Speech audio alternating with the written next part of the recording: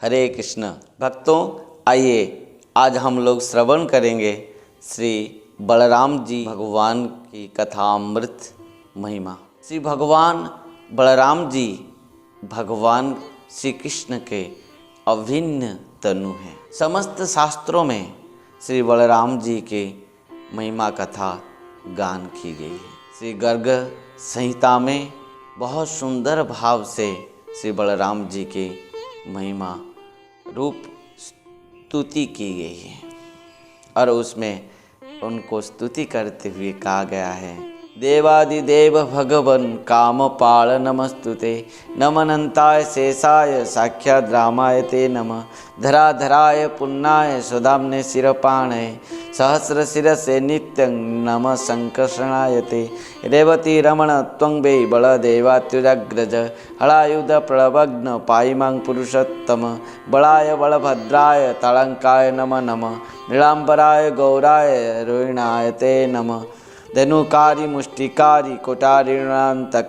रुक्मिणी कुपकर्णारी कुमांडरी तुम्हें वही, कालेन्द्री वेदनोशिस्तं हस्तिनापुरकर्षक, दिविदारी वधवंद्र वजमंडल मंडन, कंस भातृप्रणतासी तीर्थयात्रा कर प्रभु, दुर्योधन गुरु साक्षात् पाई पाई प्रवर्ततः, जय जयाच्युत देवत्परात्पर, स्वयं अनंत दिगंतगत श्रुत, सुर मुनीन्द्र फणीन्द्र बरायते, मुसलिने बलिने हलिने नमः, जपटे सततं स्तवनं नरः, स तु हरेः पदमं व्रजमावजेत्, जगति सर्वबलं तरिमर्दनं, भवति तस्य धनं स्वजनघनं। भक्तों, इस प्रकार श्री बलराम जी की स्तोत्र में गर्ग संहिता में बलदेव खंड 11 अध्याय में इस प्रकार स्तुति की गई है। श्री भगवान बलराम जी साक्षात भगवत स्वरूप और भगवान श्री कृष्ण के अभिन्न अंग हैं, अभिन्न स्वरूप हैं। श्री चैतन्य चरितामृत में कृष्णदास कविराज गोस्वामी पाद भी बहुत सुंदर भाव से श्री बलराम जी को स्तुति करते हुए प्रणाम किए हैं और उनके शरणागत हुए हैं। कहते हैं, संकर्षण कारण तो साई, गर्भदोषाईश्च पयोब्दिशाई, शेषस्सजस्यांश सकला, स नित्यानंदख्यं रामः शरणं ममस्तु। संकर्षण कारण तो साई, गर्भदोषाई च पयोब्दिशाई, शेषस्सजस्यांश सकला, स नित्यानंदख्यं रामः शरणं ममस्तु। वही श्री बलराम जी जो समस्त सृष्टि में त्रिविष्णु के स्वरूप पर स्वयं समस्त सृष्टि पालन करते हुए समस्त जीवों के हृदय में भी वही विराजमान करते हैं और वो स्वयं त्रिविष्णु के रूप पर प्रकट हुए हैं, गर्भदोषाई, क्षीरब्दोषाई और कारणदोषाई विष्णु के रूप में। भक्तों, इस प्रकार श्री बलराम जी की तत्व कथा महिमामय है और वो साक्षात गुरु तत्व भी हैं। भगवत तत्व श्री बलराम भगवान के तत्व अत्यंत महत्वपूर्ण है। भक्तों, भगवान के समस्त सेवा में श्री बलराम जी हर समय, हर पल, हर क्षण लगे हुए हैं। भगवान श्री कृष्ण के पादुका से लेकर छतरी तक, वस्त्रों से लेकर सिंहासन तक सब कुछ बलदेव तत्व है। वो स्वयं भगवान को शेष रूप पर उनके ऊपर छतरी भाव से रखे हैं। श्री शेष जी के ऊपर भगवान शयन करते हैं और भगवान जो पादुका धारण करते हैं वो भी बलदेव तत्व हैं। भगवान के हर सेवा में, हर रस को पान करते हुए बलराम जी स्वयं भगवत सेवा में लगे हुए हैं। स्वयं भगवान होने के बाद भी वो भगवान खुद बलदेव के रूप में खुद अपना सेवा में खुद ही लगे हुए हैं। वो कारण से बलराम तत्व, बलदेव भगवान के तत्व को समझना बहुत मुश्किल है। भक्तों, बलराम जी स्वयं भगवान के बड़ा भाई के रूप पर प्रकट हुए थे। जब द्वापर युग में पृथ्वी माता रोते हुए ब्रह्मा जी के शरण में आए, ब्रह्मा जी पृथ्वी माता को लेकर क्षीर सागर के पास आते हैं और स्तुति किए हैं भगवान के श्री चरण में। भगवान ने ब्रह्मा से कहा, ब्रह्मा आप चिंता मत करो, मैं स्वयं वसुदेव पुत्र रूप पर वासुदेव कहलाऊंगा, मैं मेरी शक्ति के साथ आविर्भाव होऊंगा और आप और समस्त देवता अपना पत्नियों के साथ आविर्भाव हो जाइए। तो ब्रह्मा समस्त देवताओं को इस बात को संदेश देते हुए कहा, वसुदेव गृह साक्षात भगवान पुरुषत् पर जनेष्यते तत्प्रियतम तम भवन्तु सुरस्त्रियः। इस प्रकार ब्रह्मा ने समस्त देवताओं को आदेश दिया, जाओ तुम सब यदुवंश में आविर्भाव हो जाओ अपना पत्नियों के साथ, और भगवान स्वयं शक्ति के साथ आविर्भाव होंगे। ये कथा तो बहुत प्रसिद्ध है। और भगवान स्वयं जब आविर्भाव होंगे उनसे पहले ब्रज में गोकुल में रोहिणी माता और यशोदा माता दोनों ही प्रकट हुए हैं। दोनों माता नंद बाबा के गृह में हैं और भगवान अष्टम गर्भ में आएंगे, जन्म लेंगे यशोदा माँ के गर्भ से और देवी की माँ के गर्भ से। ध्यान देना भक्तों, भगवान योग माया से कह रहे हैं, हे माया देवी, आप जो माता देवकी के सप्तम गर्भ में मेरा बड़ा भाई हैं बलदेव जी, उनको आकर्षित करते हुए रोहिणी माँ के गर्भ में आप स्थापन कर दीजिए और मैं अष्टम गर्भ में जन्म लूँगा और आप मेरे बहन के रूप में जन्म लेंगे। जब कंस आपको मारने के लिए कोशिश करेगा तो आप अपना स्वरूप को दर्शन कराते हुए देखोगे इस जगत में आप कितने स्वरूप में प्रकट होंगे और पूजा पाएंगे। जब भगवान ने आदेश दिया तो युग माया ने इस प्रकार देवकी माँ के गर्भ सप्तम गर्भ को आकर्षित करते हुए रोहिणी माँ के गर्भ में स्थापन कर दी। और वो और कोई नहीं है, यही सप्तम गर्भ देवकी माँ के पुत्र श्री बलराम जी हैं। अरे वो रोहिणी माँ के गर्भ में भी प्रकट हुए, तो दोनों माँ के पुत्र हैं श्री बलराम जी। देवकी माँ के भी पुत्र हैं और रोहिणी माँ के भी पुत्र हैं। उनको आकर्षित करते हुए रोहिणी माँ के गर्भ में स्थापन किया गया है और वो कारण से उनका नाम एक संकर्षण भी है। भक्तों, समस्त जगत में भगवत सेवा में जो कुछ भी वस्तु देख रहे हैं वो सब बलदेव तत्व हैं। भगवान श्री बलदेव जी अपना प्रभु श्री कृष्ण के हर सेवा करते हैं। शांत रस में, दास्य रस में, सख्य रस में और वात्सल्य रस में प्रत्येक सेवा करते हैं। और मात्र एक सेवा उनके लिए बाकी रह गया था, जो सेवा वो श्रृंगार रस के सेवा वो नहीं कर पाए। वो कारण से जब माधुर्य रस को आस्वादन करने के लिए श्री बलराम जी ने चाहे और भगवान श्री कृष्ण के चरण में स्तुति करते हुए निवेदन किए, तब भगवान ने उनको कृपा किया और श्री बलराम जी साक्षात अनंग मंजरी रूप पर प्रकट हुए श्री राधा रानी की छोटी बहन के रूप में।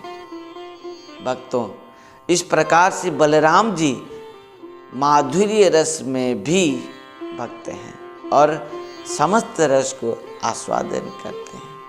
कहते हैं, अनंग मंजरी चुआ चंदन देव मालतीर माला रूप मंजरी लगा। इस प्रकार से बलराम जी हर सेवा भगवान की करते हैं और बलराम जी समस्त शांत रस में भी भगवान के सेवा करते हैं, दास्य रस में भी भगवान के सेवा करते हैं। जब वन में सखा भाव से, सख्य रस में, दास्य भाव में जाकर भगवान के साथ कृष्ण और बलराम बछड़ा लेकर चराने जाते हैं। कृष्ण जब थक जाते हैं, बलराम जी कहते हैं कन्हैया लाला मेरे गोद में सो जा। और कन्हैया बलराम के गोद में सो जाते हैं और बलराम जी कन्हैया का चरण को दबाने लग जाते, सेवा करने लग जाते। कन्हैया कहता है कि भैया ये क्या कर रहे हैं। बलराम जी ने कहा तू चुप कर, सो जा, मैं जो कर रहा हूँ सो अच्छा ही कर रहा हूँ, मैं बड़ा हूँ, मैं बड़ा भाई हूँ और बड़ा भाई का अधिकार है जो करें, अनुज कुछ बोलना नहीं चाहिए। इस प्रकार भगवान श्री बलराम जी अपना प्रभु श्री कृष्ण के चरण सेवा करते हैं। साक्षात भगवत स्वरूप हैं भगवान श्री कृष्ण के अनन्य अभिन्न अंग हैं। भक्तों, इस प्रकार भगवान श्री बलराम जी की महिमा कथा अनंत है, क्योंकि वो स्वयं अनंत के अवतार भी हैं। और श्री बलराम जी जब आविर्भाव हुए रोहिणी माँ के गर्भ से, गर्गाचार्य जी ने नामकरण किया और नामकरण जब किया तब दोनों माँ तो इस प्रकार दोनों पुत्र को लेकर बैठे हैं। रोहिणी माँ के गोद में बलराम जी तो होनी चाहिए, परंतु कन्हैया को लेकर रोहिणी माँ बैठे और यशोदा माँ बलराम जी को लेकर बैठे हैं, क्योंकि दोनों माँ दोनों पुत्रों को समान भाव से प्रेम करते थे। वो कारण से यशोदा माँ बलराम जी को लेकर बैठे हैं और रोहिणी माँ कन्हैया को लेकर बैठे हैं। सामने गर्गाचार्य जी हैं और नामकरण करेंगे, नाम रखेंगे दोनों लाला का। नंद बाबा खड़े हैं, गर्गाचार्य जी कह रहे हैं माते आपके दोनों गोद में जो पुत्र दोनों बैठे हैं, मैं बहुत आज भाग्यवान हूँ कि आपके पुत्रों का नामकरण करूँगा। गर्गाचार्य जी जब यशोदा माँ के गोद में श्री बलराम जी को देखा तो गर्गाचार्य जी कह रहे हैं कि मैया ये तेरो गोद में जो लाला है ना, ये तेरो लाला ना है, ये तो रोहिणी पुत्र है। अयम ही रोहिणी पुत्र रमयन सुद गुणै आख्यास्यते रामैति बलाधिक्या बलम विदुः। गर्गाचार्य जी कह रहे हैं कि मैया ये तेरो गोद में जो लाला है, ये तेरो लाला ना है, ये तो रोहिणी माँ का लाला है। अयम ही रोहिणी पुत्र रामायण सुहृद गणै आख्यास्यते रामैति बलाधिक्या बलम विदुः। मैया ये तेरो गोद में जो लाला है ये रोहिणी माँ का लाला है। अयम ही रोहिणी पुत्र रामायण सुहृद गुणै, और इनका गुण क्या है, समस्त जीव के हृदय में ये रमण करेंगे, समस्त भक्तों के हृदय में ये रमण करेंगे। रामायण सुहृद गुणै आख्यास्यते रामैति, वो कारण से ये समस्त हृदय में, प्रत्येक भक्तों के हृदय में, प्रेमियों के हृदय में ये रमण करेंगे, तो इनका नाम होगा राम।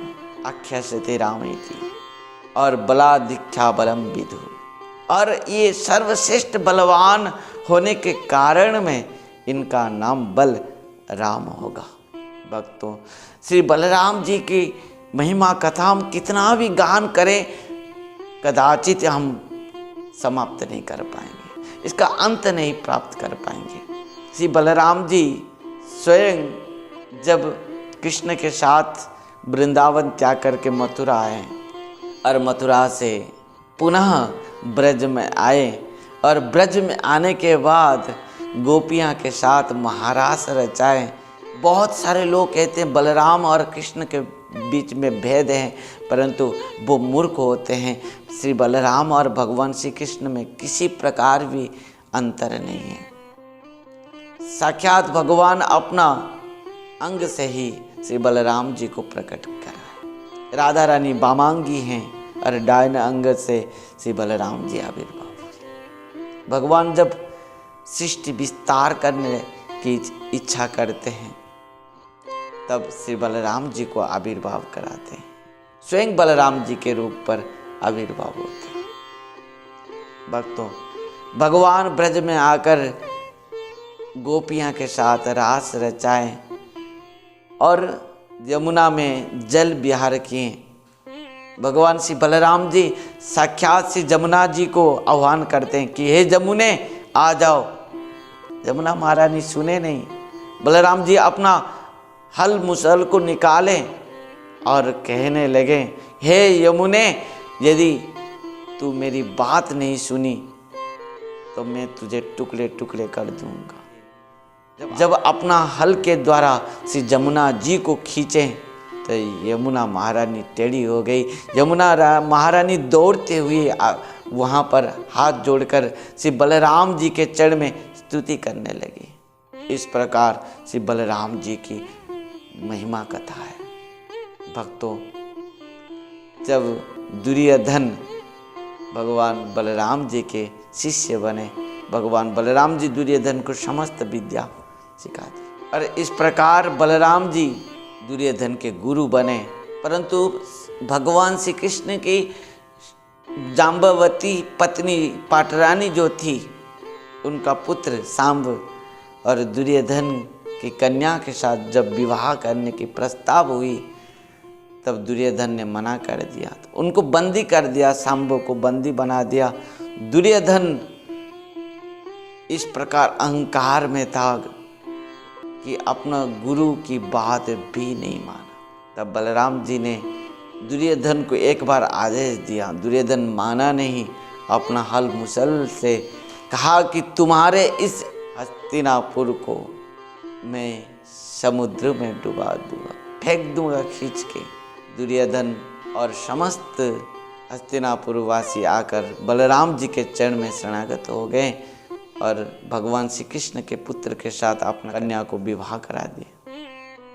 इस प्रकार से बलराम जी की कथा महिमा भक्तों जितना भी हम गाएं फिर भी श्री बलराम जी की महिमा कथा को हम अंत नहीं कर पाएंगे। हर पल, हर क्षण, हर समय श्री बलराम जी भगवान श्री कृष्ण के सेवा में रहते हैं। इस प्रकार श्री बलराम जी ही नित्यानंद प्रभु रूप पर प्रकट हुए थे। श्री बलराम जी त्रेता युग में श्री लक्ष्मण जी के रूप पर भगवान के सेवा में प्रकट हुए थे। जहाँ जहाँ पर भी भगवान आविर्भाव होते हैं श्री बलराम जी उनके सेवक के रूप पर प्रकट होते हैं। आइए आज श्री बलराम जी के आविर्भाव तिथि महामहोत्सव उपलक्ष्य में आप सबको बहुत बहुत शुभकामनाओं के साथ इस शुभ संदेश देते हुए बस इतना भगवान श्री बलराम जी के श्री चरण में प्रार्थना करता हूँ कि निश्चित भाव से प्रत्येक भक्तों के ऊपर कृपा दृष्टि देते हुए सबका आत्म कल्याण करेंगे। यही उम्मीद के साथ आज की कथा अमृत को यहीं पर विश्राम देता हूँ। हरे कृष्ण, हरि बोल।